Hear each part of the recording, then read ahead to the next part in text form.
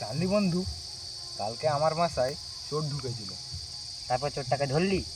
না ভাই, চোরটা কালকে আমার রুমে ঢুকে আবার বের হয়ে গেল। কেন? আমার ওয়ালেটটা খুলে কোন জায়গা থেকে চোরটা বলল, না ভাই তুই ঘুমা, আমরা দুজন একই গোয়ালের গরু।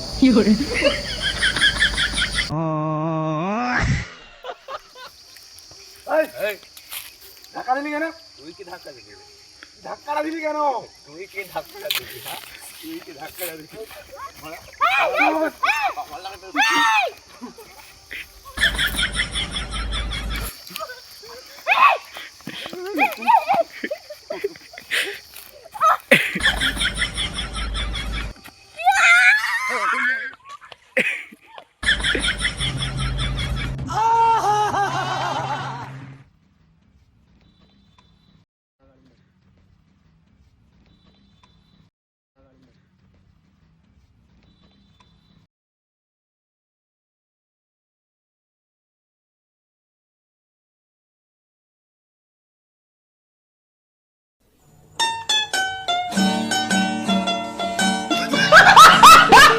বন্ধু, বসে বসে ভাবলে আর কিছু হবে না, তাহলে দাঁড়িয়ে দাঁড়িয়ে ভাব।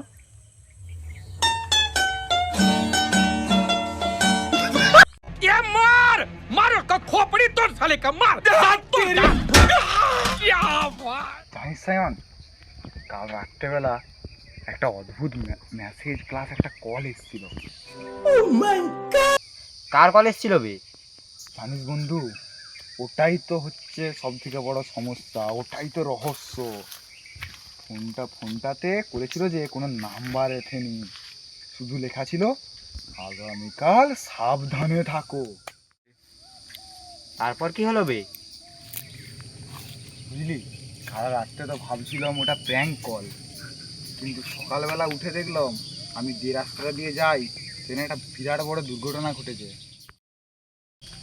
কি বলিস রে ভাই, ফোনটা কে করলো কিছু জানতে পারলি কি? বুঝলি ভাই, যখন খোঁজ লাগালাম ফোনটা ঘুরে করেছিলাম, ঠিক আছে, ও তখন বলল আমি 10 বছর আগে মারা গেছি। मारो का खोपड़ी तोड़ साले का मार